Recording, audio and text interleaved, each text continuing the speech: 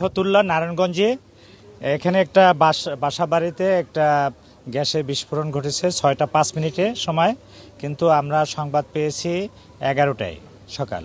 আমাদের সংবাদ জানানো হয় না, পরবর্তীতে আমরা আসছি, এসে দেখি যে এখানে শুনতে পেলাম যে 4 জন লোক আহত হয়েছে, তারা অলরেডি ঢাকা বার্ন ইউনিটে চলে গেছে।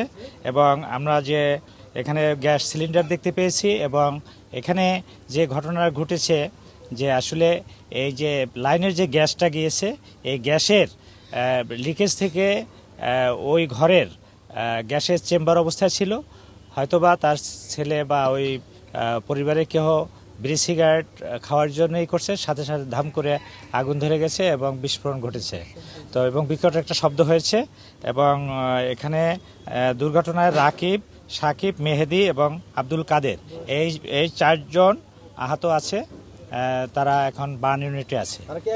একই বাবা 3 ছেলে, এবং আমরা যতটুকু জানতে পেরেছি ওনারা এই ফুচকা এবং চটপটির হালিমের ব্যবসা করে, এটা পরিলক্ষিত হয়েছে। এবং আশেপাশের লোকজন বলেছে যে বিকট একটা শব্দ হয়েছে।